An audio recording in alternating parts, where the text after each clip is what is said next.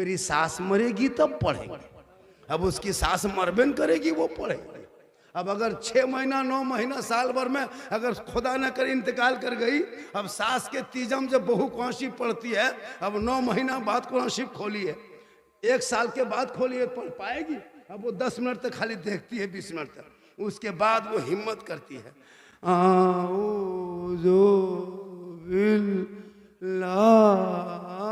लगता पूरा खानदान मर गया। लेकिन मैं जहां भी जाता हूं, मैं इनाम का पैसा नहीं लेता। 100 कहाँ, 1000 भी देता तो हम नहीं लेते, 1 लाख भी देता तो नहीं लेते, 1 करोड़ भी मिलता तो नहीं लेते। मैं एक तरह के थोड़ा बोलता हूँ। कुछ लोग झारखंडी को देखने आता है। अभी एक आदमी कहा, झारखंडी बाबा आपको मोबाइल में देखते थे हजरत, आज जिंदा देख लिए, आज जिंदा देख लिए। हम बोले जिंदा देखो तो कभी मुर्दा भी देखो। मेरी माँ बहनें बैठी, मेरी माँ बहनें, आप माशाल्लाह कनीज़े फातिमा बन जाए, इन बेटों को गुलाम हुसैन बना दें। ये जितना लड़का लोग 13 साल 12 साल 14 साल का मुसलमान का, जहाँ तक आपके यही नहीं, किशनगंज ही नहीं, पूरे हिंदुस्तान में मुसलमान का बेटा जहाँ तक 10 12 13 14 15 साल का है, सब पबजी फ्री फायर का मास्टर बना हुआ है। उन लोगों को कोई मतलब नहीं पढ़ाई से, शिक्षा से। स्कूल में मकतब में इमाम लोग फ्री पढ़ाते हैं, कमेटी की तरफ से कोई पैसा नहीं लगता है, वहां बच्चे नहीं जाते। बातचीत बंद कीजिए, डिस्टर्ब हो रहा है, जल्दी पिलाइए। हम तो कहते हैं मतलब ढाल ही दीजिए। हाँ, चाय है, पिलाना चाहिए, जब कमेटी वाला पिलाया है, और चाय पी के कोई भागिएगा नहीं। वो चाय जो पिला रहे हैं आप लोगों को, क्यों पिला रहे हैं, बताएंगे क्यों पिला रहे हैं आप लोगों को, अभी बताएंगे चाय क्यों पिला रहे हैं। हम इसलिए चाय ऐसे फ्री नहीं पिला रहे हैं, अभी देखिए कैसे पिला रहे हैं। माशाल्लाह बेटा, थोड़ा सा बैठ जाओ बाबू, बहुत अच्छा बैठे हैं, बड़े बढ़िया सुन रहे हैं।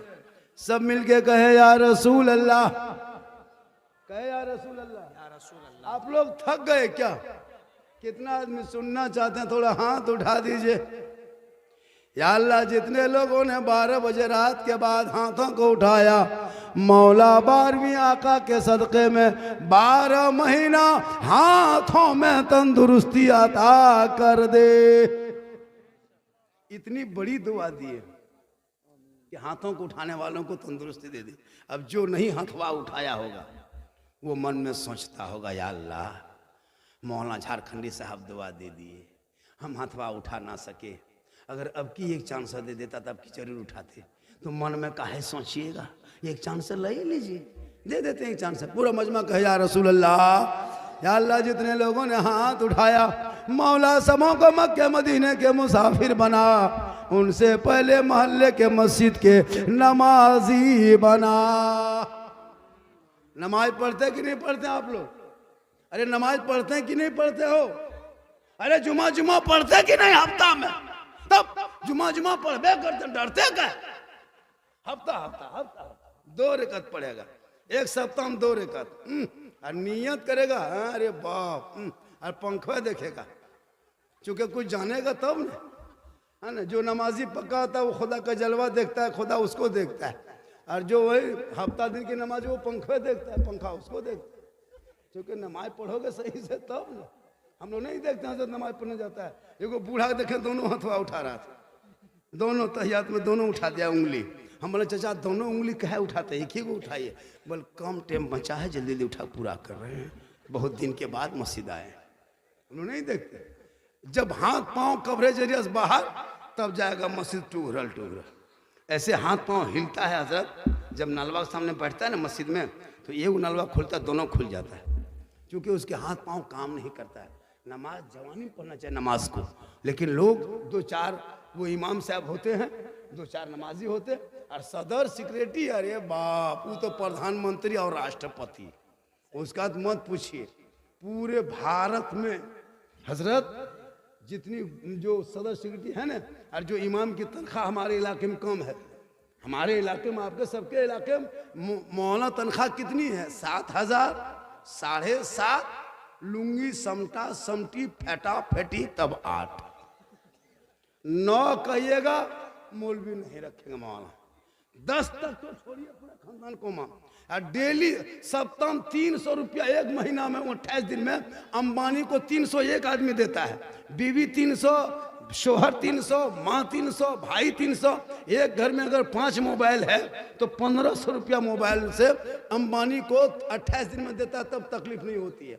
अगर 3 मोबाइल है तो 900 रुपया देते हैं, उसमें कोई शक नहीं है सर, उसमें कोई तकलीफ नहीं। लेकिन इमाम की तनख्वाह अगर 80 रुपया घर पीछे लगाया या 100 रुपया लगाया कमेटी वाला और 110 अगर कह दिया तो पूरा खानदान कोमम चला जाए। याद रखो, ये जो तो खेल खेल रहे हो उलमा के साथ, 7-8 हजार में गुलामी कराते हो, पछताओगे। यही उलमा की जमात न होती, आज रबीउल अव्वल में जो जुलूस मोहम्मदी देखते हो, गलियों की सजावट देखते हो, माइक पे ना सुनते हो, सुबह सुबह जब उठते हो तो सलातो सलाम की जो सदा होती है, मुस्तफ़ा जान रहमत पे लाखों सलाम, शमे बज़ में हिदायत पे लाखों सलाम, डाल दी कल्ब में अज़मत मुस्तफ़ा सैयदी आला हजरत पे लाखों सलाम। ये उलमा के देन है।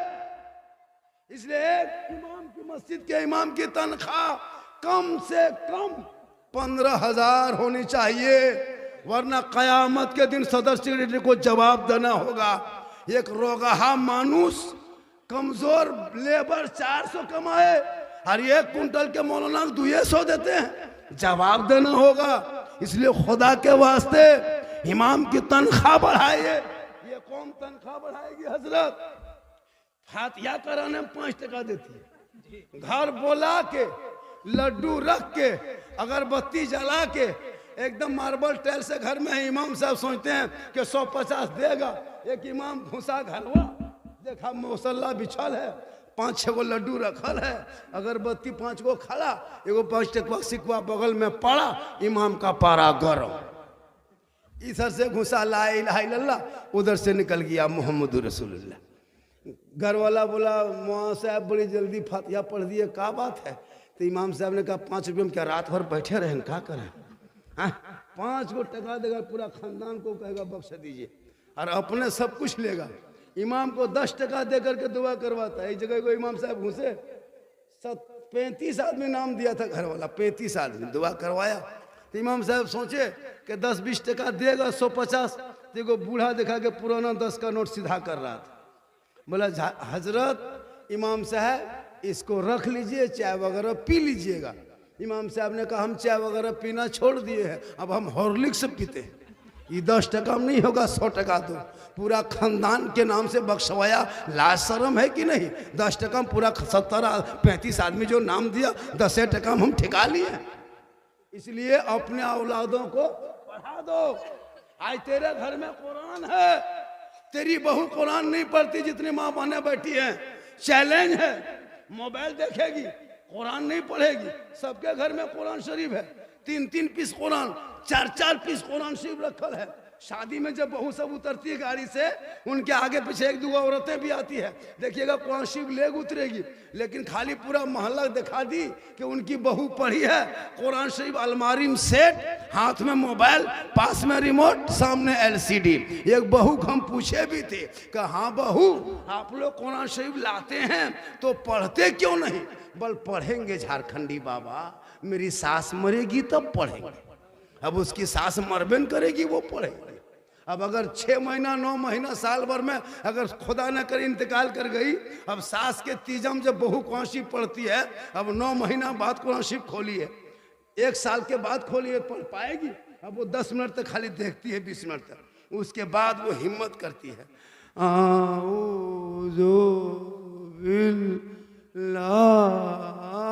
लगता पूरा खानदान मर गया। रोज पढ़ेगी तब ना। इसलिए मेरी माँ बहने, तू मजार का चक्कर मत लगा, बाजार का चक्कर मत लगा। तू कनीज़े फातिमा बन, घर के अंदर रह, कुरान की तिलावत कर, सजदे पे सजदा कर। तू फातिमा नहीं बन सकती, कोशिश करो तू कनीज़े फातिमा बन जा, ताकि तेरे नस्लों में बेटा गुलाम हुसैन पैदा होगा। अगर तू माँ है तो तेरे कदमों में जन्नत है, माँ है तेरी दुआ में गारंटी है, माँ बाप के रजा में रब की रजा है, माँ के कदमों के नीचे जन्नत है। बाप आप जन्नत का दरवाजा। मौलाना के कदम के नीचे जन्नत नहीं, मुफ्ती साहब के कदम के नीचे जन्नत